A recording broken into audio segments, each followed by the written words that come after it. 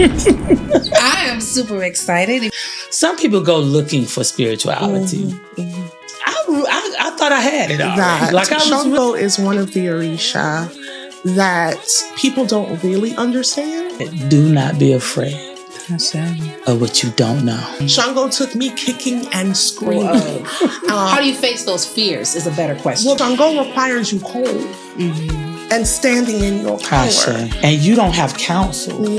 That's a problem. Logistically, in order for a king to have a successful reign, he has to have certain people in place that do a thing. Like, why is there so much focus on the enemy?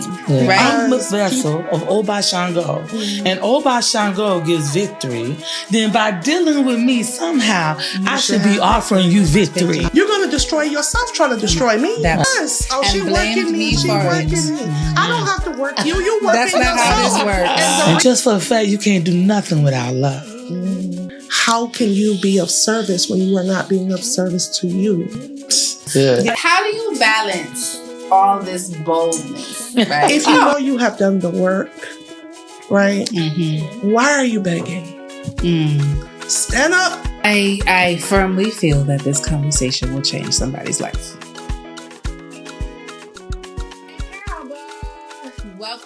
Welcome to another episode of Voices of IWA. I am your host, Iya Omisegun, and Voices of IWA is a podcast that amplifies the voices of women across the diaspora that are living and celebrating our African traditions. This season, we have been talking about embodying the Orisha. It's been a wonderful season. We've had an opportunity to kind of look at some of the fundamental principles of the Yoruba tradition. We've also started to get into the Orisha and their values and the energy that they embody. And so today, I am super excited. If y'all can feel the energy in the room right now. Because we are talking about Kawo Kabiyesi Sango with two incredible sisters of the Sango priesthood. One who is a Voices of IWA veteran.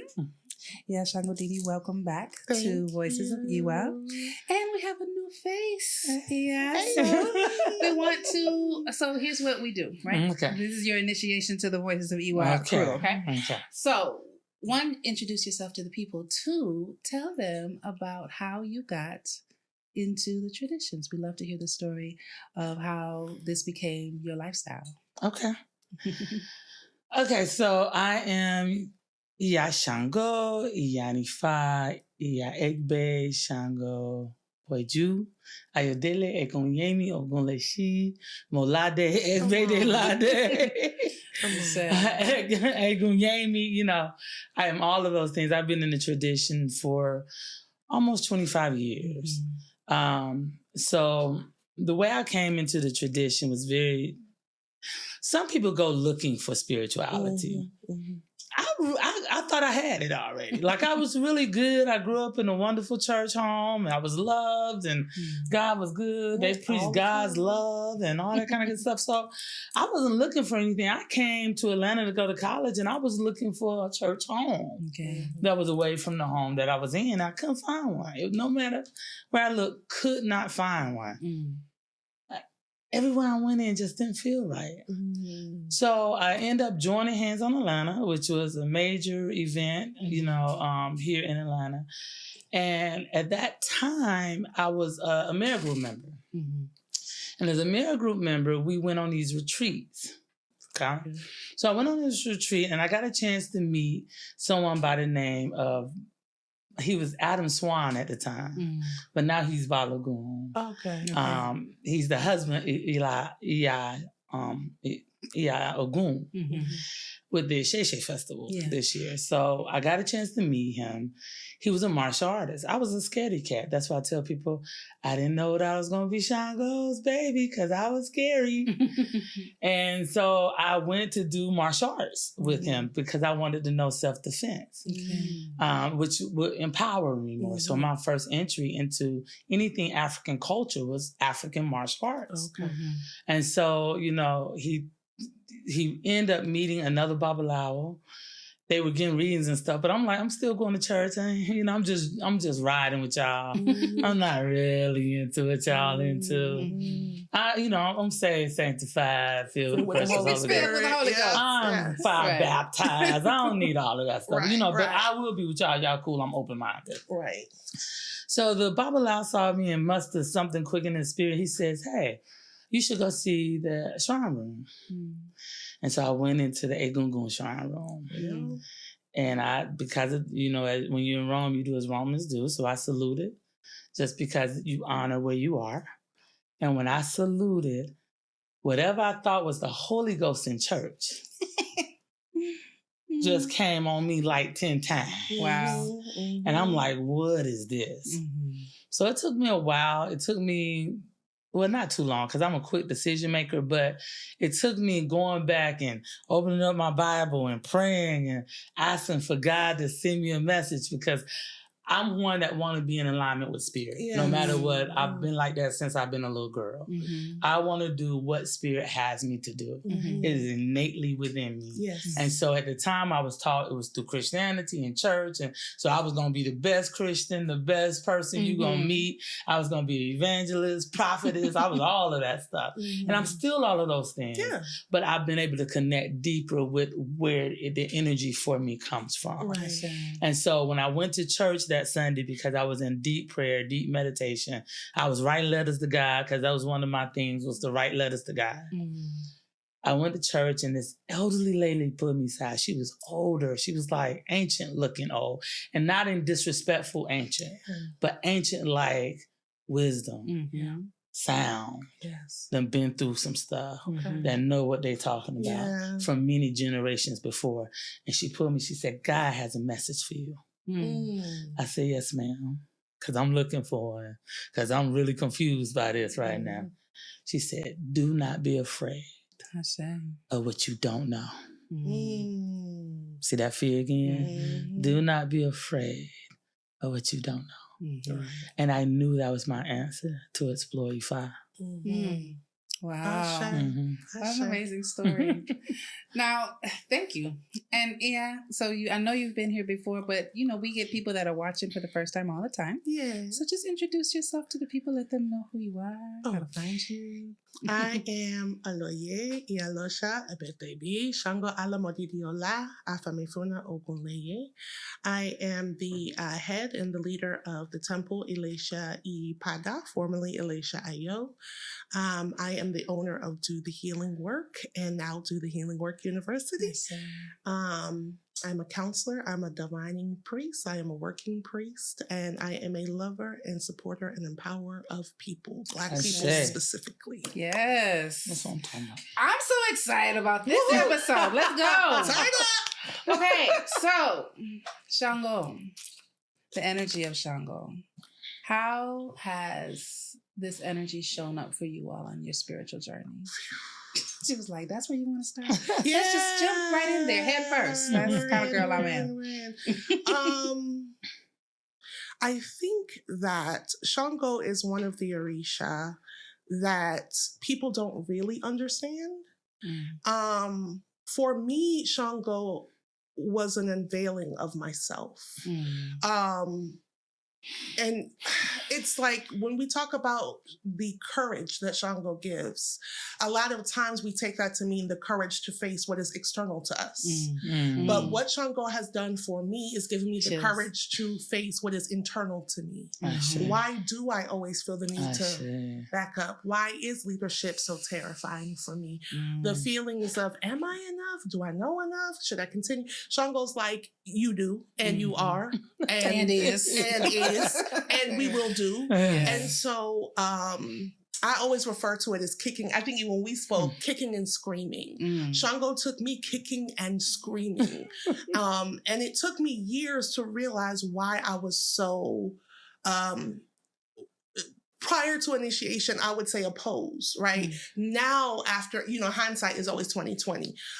Afraid. I was terrified. And it wasn't because of all the reasons I told myself I was afraid. Well, what if this ain't right? What if da-da-da-da? Well, it was because I thought I was damaged. I thought I was broken. I didn't think I qualified. What in the heck would qualify me to be a priest? Because I think, thank you, Baba. Let me sit up. I knew, right? I knew that once I answered that call, not of Shango's call, but of my destiny that I chose, he came to assist me with that. And what he came to do was give me the courage to face it head on and to power through the obstacles that are going to come, because life is obstacles. Life has obstacles. But, in order for me to be who I needed to be, I had to know who I already was, make peace with that, honor that, and stop hiding. I was enough. I was born enough. This was my birthright. And it has taken me years to be like, well, I guess this is who I am. Well, I guess I'm really her. Yeah. And not feel like people are going to think I'm so cocky. I don't want to be arrogant. I don't want to be that stereotypical almost Sango. No, because I don't think I'm her and you're not and you're not. Right. I think that individually and collectively, we are all her. Right? Me walking in my light. If you're walking in your light, now we just amplify each other. But if you're walking in your shadow, my light is going to amplify them shadows, but it is an invitation for you to heal. And that too is powerful. I love that, Iya. Yes.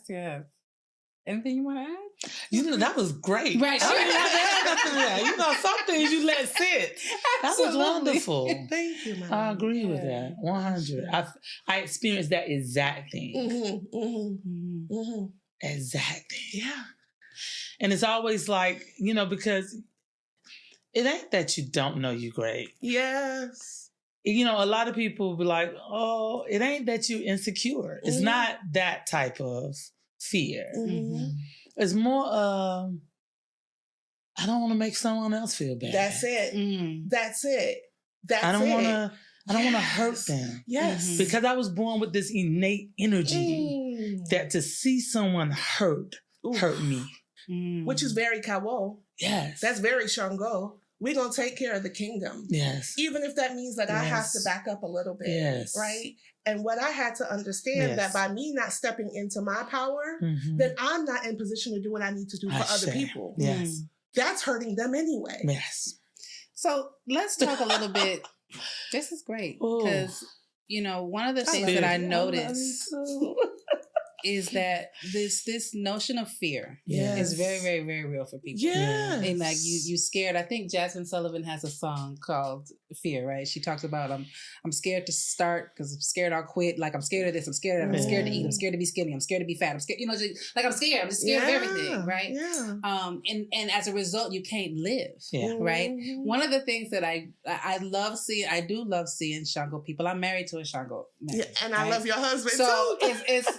it's interesting because we have conversations about fear and confidence all the time. And literally what you just said about, I don't want to be arrogant. He'd be like, if you don't do it, you know, like, it's a thing. Pull it out kind of thing, right? Yeah. We have that conversation. And that is scary to me. It is. How do you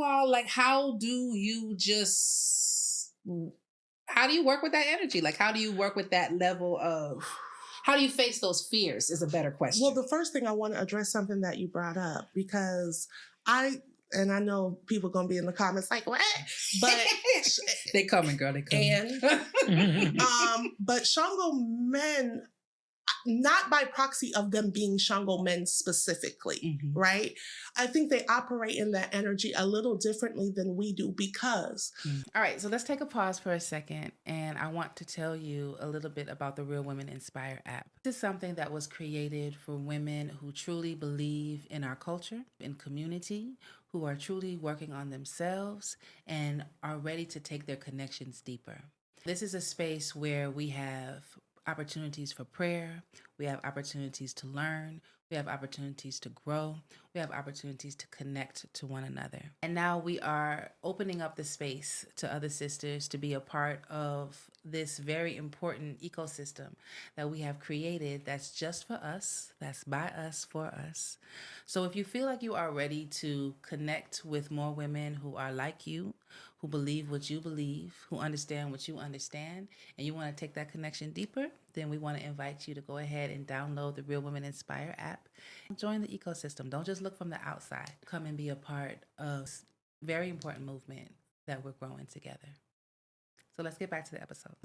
Just by the society that we live in globally, men are trained and expected to exude a sense of confidence that women are actually taught is masculine, makes us less feminine, makes us too cocky.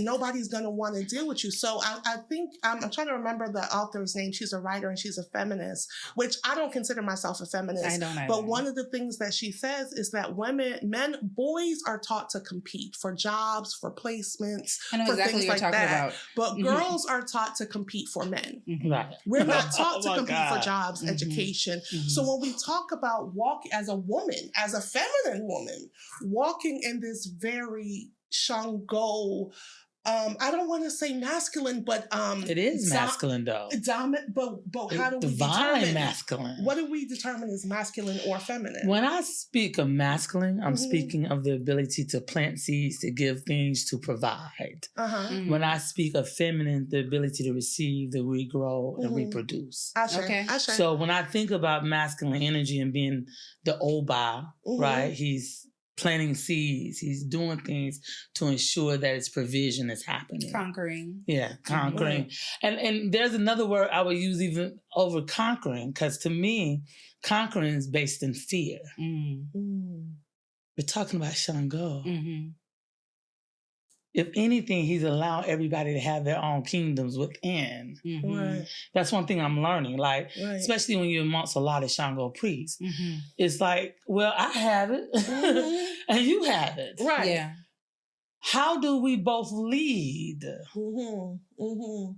in cooperation? Yes. In collaboration. And not feeling like someone has lost in the leadership. Right. And that's what's important for us as a people, is to move out of the need to conquer, to feel like we won, to the need to collaborate, to build empires. Yeah. Because you can't build them as long as you're constantly conquering others. Yeah. I understand that completely, because I want to live by cooperation, collaboration, not competition. Right. Like I really want to live by that. Now I wonder. This is a question. This is my curiosity. Okay. In that, because what you said, Iya Didi, like in terms of people. What people perceive, and somewhere in the back of my head to be like, don't give a shit about what people perceive, right? That's the balance. That's called balance. What people perceive sometimes, right, is they take that confidence for arrogance, right? So when you speak up, or when you are vocal, right, then it is. I've heard it, right? She thinks she a man. She think, she want to be a man, right? Like she's less feminine because she has spoken up, or because she's outspoken, right? Or because she has solutions to the problem and didn't just sit on them. Yeah. Right? Or tell them to her partner so that he can present it. No, I mean, these are things I'm wondering, like, how do you actively deal with that when you have that, when you're clear that the solution that you have in your Ori is the solution that needs to be said. Go ahead, Mama. I think that's the courage. Yeah. I think when we're talking about our courage, it's like you have Ori. Ori is telling you what to do. And at some point, whether people like it or not like it, you have to be able to follow your Ori. Gotcha. I think we get into mental health because so many people have been taught to not follow their Ori. So they're always in constant fight with who they're supposed to be, who their sole purpose is, and then also what society has demanded of them to follow based off trying to please everyone else. And that, I think, is, courage. Yeah. You got to have the courage. I think another part that people don't, we call Sango the king, right? And so I think logically we understand that to be a title and a royalty, but I don't think we understand it logistically. Logistically, in order for a king to have a successful reign, he has to have certain people in place that do a thing, right? And so if my thing is ideas, or my thing is implementation of ideas. It's about who's good at what. And so, and I think that we kind of touched on that a little bit when we had when you did the podcast in regards to what it looks like to be married in Yoruba culture. Mm-hmm. It's about one of the things that I've noticed when it comes to Sango and that Sango energy, it's about delegation. Yeah. And so that's good. and keeping people around you that are good at what they do and being able to plug certain people into the right plug in order to get into the right socket to get things done. And so what I have found is that is good leadership, because at the end of the day, this is not for me. This is for the collective. This is about doing what's right for the collective. And so when people see me, a lot of times, because my husband just happens to be, and I'm saying my husband because he is my partner in leadership in our temple. And so because we do a lot of things that are forward facing, people a lot of times interface with me first. Number one, he's a lot more quiet. You know, he is initiated before Ifatu Obatala.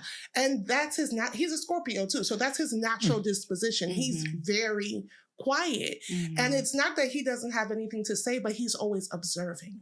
And so as the person that is more extroverted, and I'm probably the most introverted extrovert most people have ever met, right? 9 times out of 10, if you see me on some personal stuff, it's because I've invited you to the house. Now, when you get there, I'm going to cook, I'm going to give you drinks, I'm going to do all the things, but typically meet me at my house. There's very few people that can get me out the door. Naima is probably one of very few.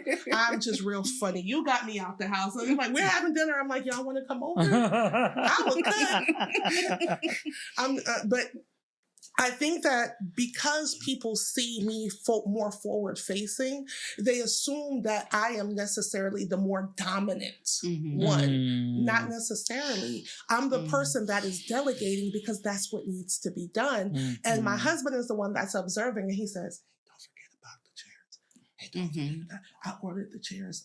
We're going to have them. Okay. And I'm like, hey, so Baba said that we need these chairs placed. Hey, I need somebody to, right? And so anybody that's from the outside and they're coming in and they're forming an opinion, it's just that. Their opinion, and they can grab a chair and put it where it needs to go as well. You know, it's so funny as you're sitting here, you're speaking my life.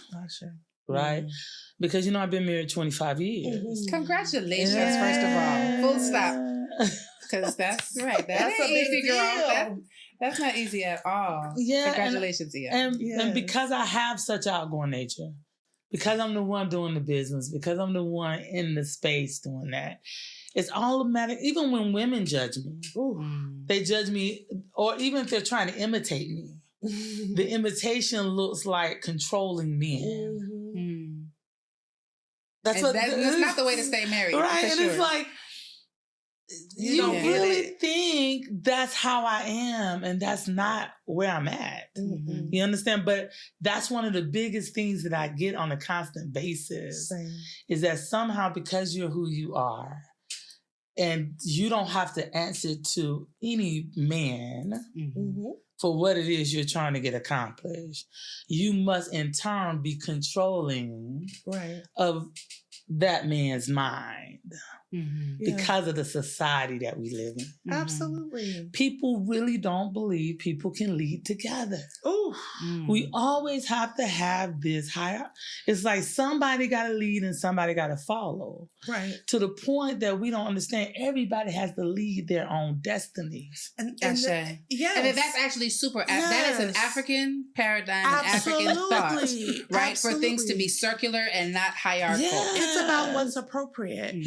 One person is never the elder in every situation. I'm in my 40s, and there are some things that I have to go to my teenager, and some things I have to go to my 10-year-old and be like, hey, Babi, how you do this? And in that particular situation, if that is something that he has done and spent time learning to do, then in that particular situation, he is the elder. And I have to stand down and listen to what he says. And you've met Babi. He really is the elder in a lot of situations. But you know, I think people forget that Obas have councils. Obas have councils. Indeed. So if you're out here trying to say, okay, I represent Baba Sango, and you don't have counsel, that's a problem. Absolutely. You know, or That's I good, represent yeah. Baba Shango, and I don't serve the people. I'm expecting the people to serve me. No. That's a problem. That's a big problem. If you say, you know, I represent Baba Shango, and you're disrespecting women. Ooh, that's a problem. That's a big problem because people don't realize it. That's where the whole thing about Shango being a womanizer. That's because understanding the Catholic perspective, which we have to be honest, in the diaspora, a lot of what we initially, some of us initially learn comes through a synchronized system. That's no shade to Lukumi. I started in Lukumi. Definitely. Love Lukumi. My godmother who adopted me is very Lukumi. I was initiated Isheshe, but it doesn't stop that connection. That's my boo thing. Love her down. Absolutely. Love my Yelosha down. But what tends to happen is because there is no Catholic reference for polygamy, Shango then becomes the womanizer, rather than understanding that Shango is one of the Orisha that handle marriage very well. But it's important, and when we're talking about that, there is a pataki that says that Shango sends Oya into battle first. Absolutely. Yeah, I've seen that and heard that. And that speaks to how he feels about women, not just his woman, not just his wife, but how he feels and deals with women. And even when we talk about the apataki with him and Obanani, people's like, oh, Shango can't stand deformation. No, Shango can't stand to see a woman self-sacrifice. To cut pieces of herself to appease anybody, even him. Even himself. Shango requires you whole and standing in your power. So as far as that, you know. I thought that was one of the most powerful concepts of because I've always been a protector of women in abuse. But I played another side of the coin because I came into my work as a therapist dealing with domestic violent men. Men that were being abused. No, men that were abusing. Abusing. Okay, got it. Right. And really getting into the conscious of that. Oh, you're doing powerful work there, lady. And recognizing the disconnect from the feminine energy. And because of that disconnect, whether it's mother anger, sister, abandon, whatever that disconnect is from a feminine energy. And then it topples off that you have bad relationship here. Your daughter don't like you, your uncle, just nobody. Now all of the women that are supposed to help build you, because we know in this culture it is women who has the ability to raise things to its highest level. That's why what you're doing right now is so amazing. When I look at it, I'm just in so much admiration because I know that it is Ifa working through you to ensure correction comes. And having the mothers here allows for correction to come. And unlike what people think, I know we're talking about Shango, but we're talking about leadership. And there has never been a leader greater than mother. Because so what we're talking about is women who represent the mothers. 3 of us. Sitting here with the protection and the backing of Oba Shango.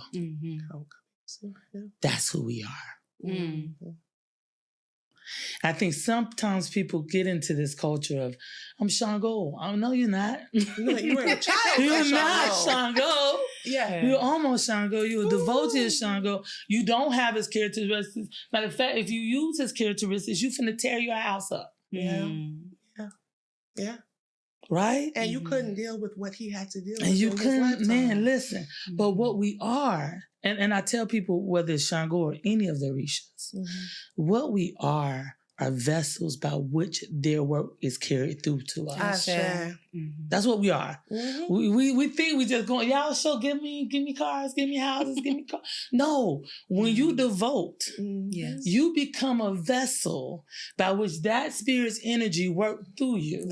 So I say to people, if I'm a vessel of Oba Shango, and Oba Shango gives victory, then by dealing with me somehow, I should be offering you victory. Period. Liberation. And that's not just the sisters that have been abused, but the brothers who are abusing. That's good. Yeah. Nobody should be short of help and support. Period. And we do that based off judgment versus service. And empathy. We were just having a conversation in the last episode about the necessity and importance of empathy. And as leaders, I'm thinking about, like what comes to mind, unfortunately, in this particular mind is like Game of Thrones, right? And how ruthless everyone was, right? Like anybody could die at any point in time, right? But when you think about rulers of kingdoms, when you think about obas, when you think about chiefs and people of leadership, right? Our ability to be able to connect with people and show great empathy, right? There's extreme power in that. There's extreme connection to be able to connect to people. And that is something a responsibility. Yes. And something that I think people, almost Shango, you all have there's a charisma that is within, it's just within you, right? Where you connect with people easily, right? It's very easy, right? That you don't have to where me, I have to think 3, 4, 5, 6 times about whether or not am I going outside? And when I get outside, right? Like how involved am I going to be? And who all over that? I may never ask that, but it's just like, my social battery, I know it's not the same. Especially as I've gotten older. But I do feel like I see it with my own eyes. I see the connection and the charisma of Omo Shango. That it's beautiful to watch. And I when you all are operating in your high space, right? Like, because like there's a flip side to everything, right? There's a flip side to everything. We can talk about that. I'm sure y'all have learned a few lessons the hard way. But it is beautiful to watch, and it's leadership in its most beautiful array, right? To really watch, an Omo Shango stand fully in their leadership and connect to people and change their lives with like a conversation. I'm always blown when I get that feedback. And a part of that, one of my goddaughters, and she's actually, we initiated her to Obatala, but she says it often because she, like my husband, is an observer, right? And she's like, you don't experience yourself the way that other people experience you. I talk a lot of that all the time. Like, but we don't though, because we're just moving, we're shaking, and a lot of times the connection is not necessarily that I'm like, I know I'm going to connect with this, because sometimes what I have noticed is that sometimes we talk, and a lot of times you will, at the end of the conversation, I know your life story, but you really don't know anything about me. And that's cool. But it's also, what I have found, especially as I've grown in this energy, is I have an inherent need to make sure everybody's okay, even if I'm not the one hosting. So it's like, oh, you need another drink? Before I know it, and now we're talking, and I've never met you before. And so, I agree with you, because I found that to be more the case as I continue to grow and blossom. Yeah. Wow. It's beautiful to watch. Yeah. I think the leadership I think the leadership is also about fierce love. Yes. I think people don't really know what that means, especially when we hit our trauma parts. When we hit the parts of us that hurt, we're afraid that it's going to break us so much that we can't be love in those moments. That we have to be safety. We have to be protective. We have to be all of these things in this moment. And so I think having Shango allows me to know without a shadow of a doubt that I'm protected. So I don't have to lean into my pain. Yes. Or when someone has hurt me, or my childhood traumas, and I got them. It ain't like they ain't there, but I don't have to lean into them. Yeah. And I don't have to respond to people having to protect myself from having that happen again. Yes. Because I'm clear that as long as I show up with love, fierce love, the win-win, how can you have victory? Yes. What do you need for victory? Yeah. Yeah. We don't ask people that when we're interacting with them. We're only concerned about what we need for victory. Or the enemies, right? Yeah. Like I never understand that. Like, why is there so much focus on the enemy, right? Because people... Rather on what you need for, like, what do I need for victory? Like, let me leave that focus there. That's interesting because on the way here, I actually got a download. And what I heard was... You have learned the difference between being passive and being peaceful because you know how deep it can get, how real it can get. Because, and then I also heard, in order for somebody to be your enemy, you would have to see them as an equal. I have to take that all the way in. Wait, I get it. This is my Bacala brain just, but that makes absolute sense to me. That's real good, Iya. That's real good. Oh wow! Yeah, because put that there, y'all take a think on that. No, like sometimes you should pause, and kind of take something in. For as much energy as I see people give to the enemies are out here, they trying to get me, they throwing at me, they throwing at me. Everybody got the ops, right? But again, we giving them that energy, but right, like you're not an enemy if I don't see you as my equal. That is no, which to add to that makes you your own enemy, because that's what you're focused on. But if your enemy, your inner me is focused on, that's it. It can become your enemy. Right. Because if you manifest everything in front of you and around you, then you manifest enemies as well. And I know people like, no, that just exist. No, that's how it works. No, that's how it works. We are constantly I teach a class and it's called Power Tools. And one of the things that I spent a whole module on it. You cannot manifest what you have not created. For better or worse, right? And so we are constantly in a state of creation. We are co-creating our reality always. And so if I can disagree with you and you're not my enemy. Not at all. We just disagree. I like green. You like red. No problem. It's all good. Where it becomes problematic is where I'm trying to convince you of something and you ain't going for it. Now I'm mad. Now I think you throwing at me. But you can throw a house. At the end of the day, if I keep my stuff tight, if my Ori won't accept it, to your point, if my inner me won't accept it, then what is the house going to do? You're going to destroy yourself trying to destroy me. That part. Straight up. And I've seen people do it. I have to. And then and blamed me for it. Yes. Oh, she working me. She working me. I don't have to work you. You working yourself. That's not how this works. And the reason why it ended up like that is because I only came to the table with love. I only left the table with love. Because if I've ever loved you, I can't curse you. Right. At the end of the day. Like I said, you gonna hurt yourself trying to hurt me because I'm not thinking about you. I'm saying, I'm going to take a pause. People got to take in what you just said because there's enough people, I've seen them, I've heard them, I've witnessed it myself, who do not get what you just said, right? Who do not understand. That is the power of the tradition in which we practice. Right? So the person that you end up hurting, like you said, back to your enemy, right, is yourself. You end up hurting yourself when that is the focus of your energy.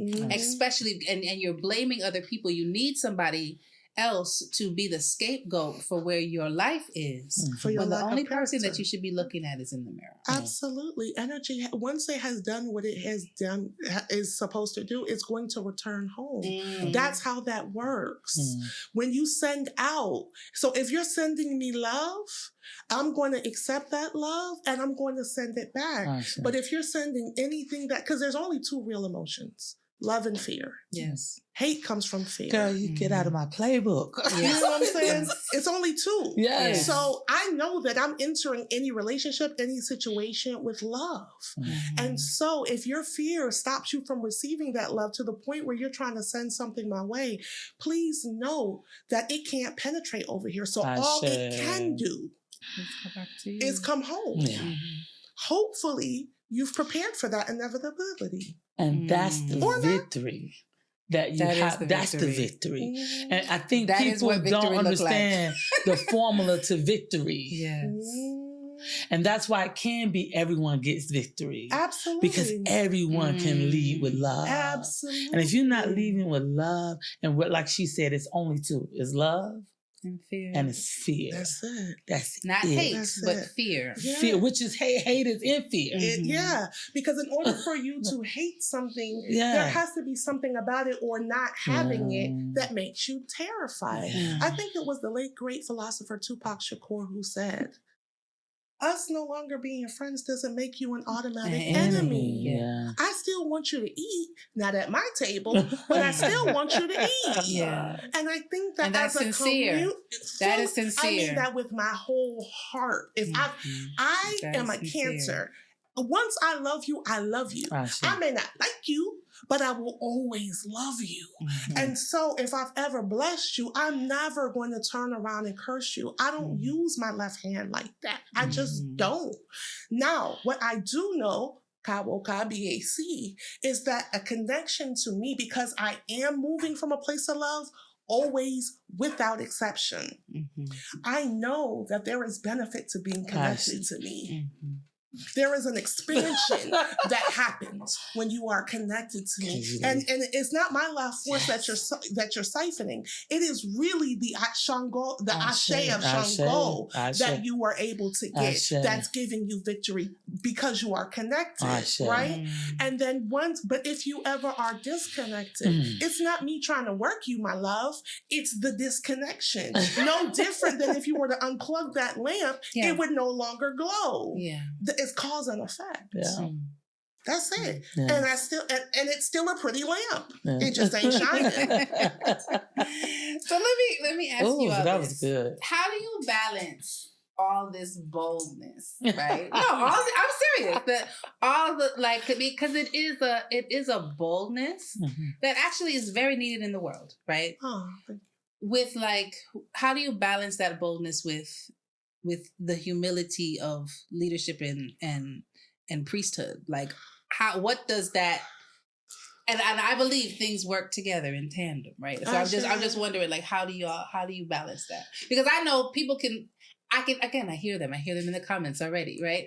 And even because it'd be like, hey, this is what it does, because I can tell you what it does for me, right? It staggers that, it shakes that part of me that's don't sit in that boldness every day, right? And I'd be like, damn, that was bold as F, right? And then I'd be like, yes, it was, right?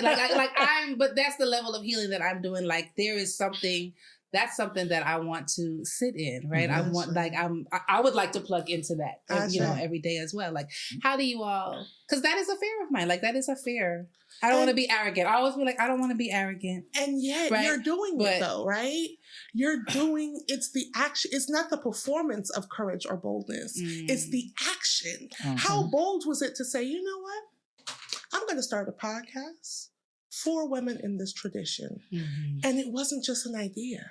My God, you did it. That is Sango energy. Obatala has the imagination and the ideas and all of those things. Sango's connection to Obatala is taking those ideas, putting action towards it, and then saying, and now monetize it. Right. Yes.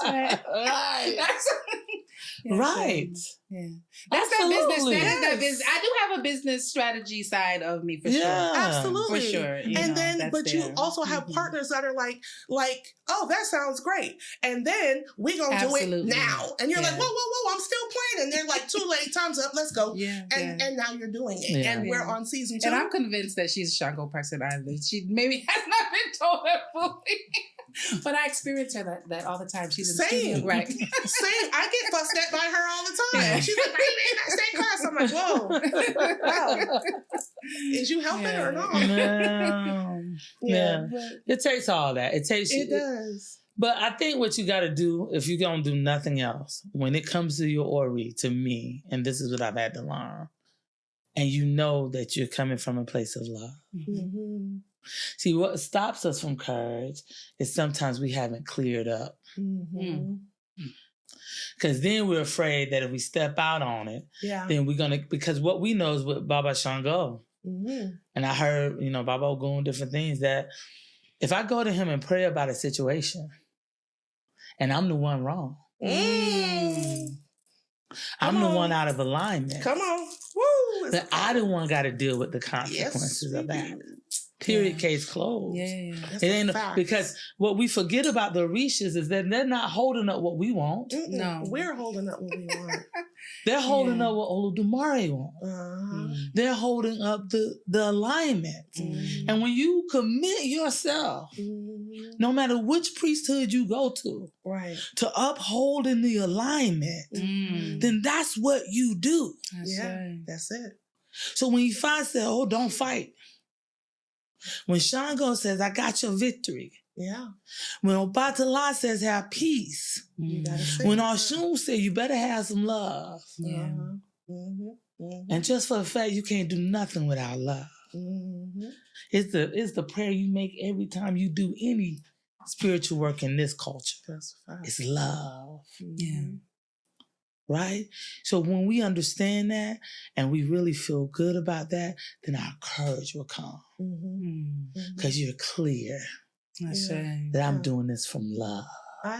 You're clear that even if I'm vulnerable enough and self-searching enough to find where I need to give more love to myself. And self-introspective. Yes. Because when I was much younger in my priesthood, there'll be things when I'll be like, ooh, let me make sure that's not my ego.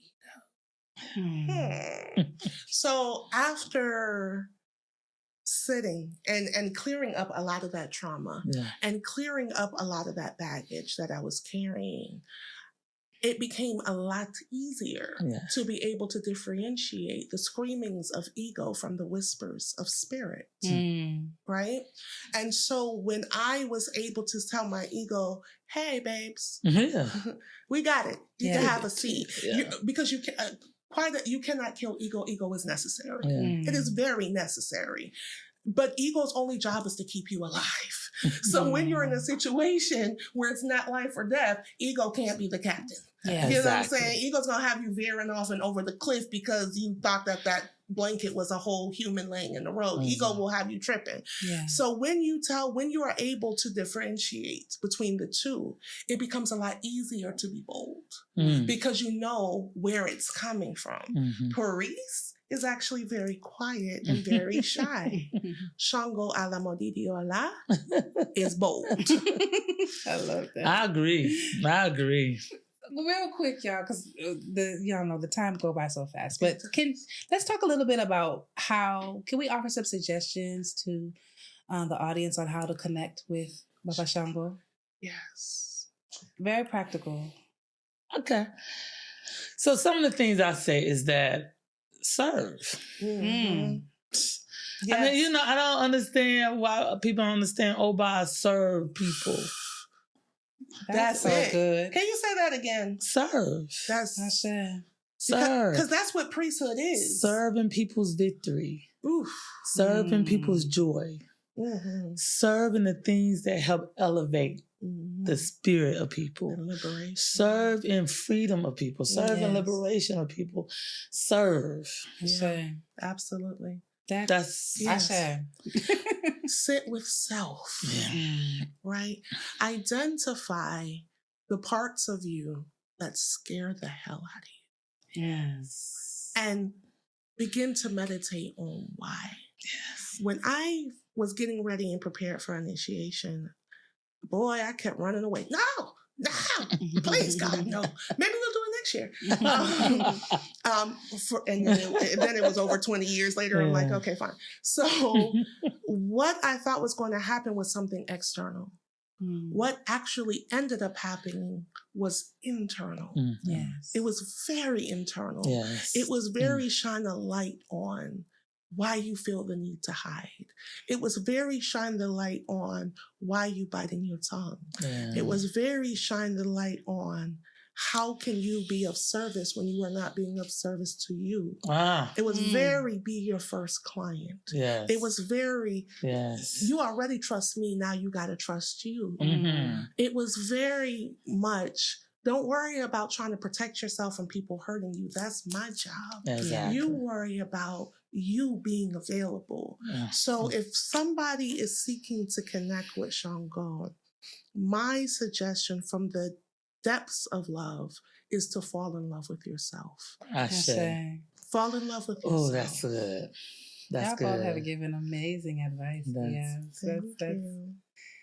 This is, I firmly feel that this conversation will change somebody's life. Can I give one from my grandmother? Absolutely. Who was never a Sango priest, but she's definitely a Sango woman. And every time it was storm outside, she would unplug all the TVs in the house and she'll make everybody sit down and give reverence. Y'all better have the chills going. So the next thunderstorm, sit down, give reverence. We prayed during storms. Yep, we did too.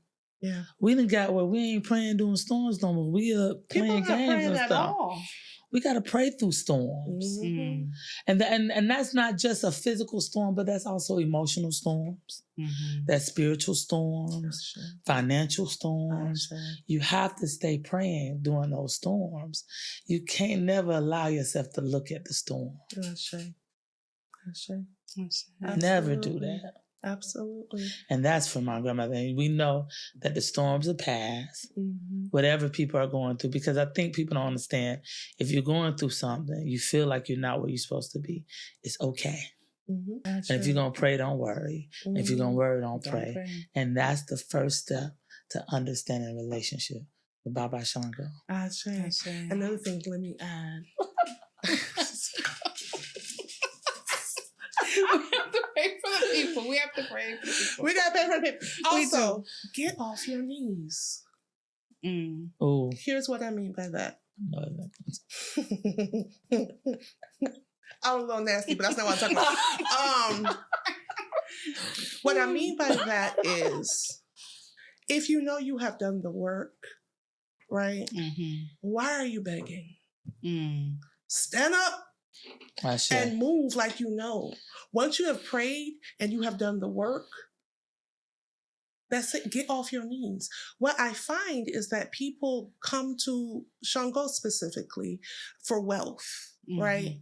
And a lot of time it's wealth that you have not worked for, which is why you are begging. A lot of times you're asking Sango for wealth and he's already given it to you through ideas, right? Through network, through connection, through your gifts and talent. Now, so how can you be begging for it when he's giving you the ingredients? All you got to do is make the flipping cake. Make the cake. And I'm guilty of it. I have gone to my Sango like, will you help me with money? And it's like, no. Write the class. And I'm like, that is so much work. He's like, yeah. So until you do that. You got to do the work. Don't ask me for nothing else. Don't. Stop. You can ask me for other stuff, but not for that. I say. You all, the hour goes by so fast. I appreciate everything that you all have brought to the conversation. Thank you for very beautiful. Us. Iya has been here before, so would you mind praying for? We always say a prayer to close. So pray for the audience. Kabiyesi, Kabiyesi, Kabiyesi, Agba, Lagba, Orisha. Baba Sango, we pray for the audience for victory over our minds, victory in our hearts, victory in our homes, victory in our finances, victory in our emotions, victory in our spiritual development, victory in our iwa pole, victory in our joy, victory in our peace, victory in our unconditional love. We pray that every aspect of our life bring us Iwe, goodness, longevity. Ashe. Be bold, be courageous, be fearless. Thank you for watching another episode of Voices of IWA. We are here every Wednesday night at 7 p.m. If you are in the Real Women Inspire app, join us for our talkback conversation, which is coming up next. We will see you next week. Odabo. Tomorrow is promised. At least if you're here tomorrow. I didn't mean to say tomorrow's promise, so edit that out. Let me say it. 1 minute. Let's go.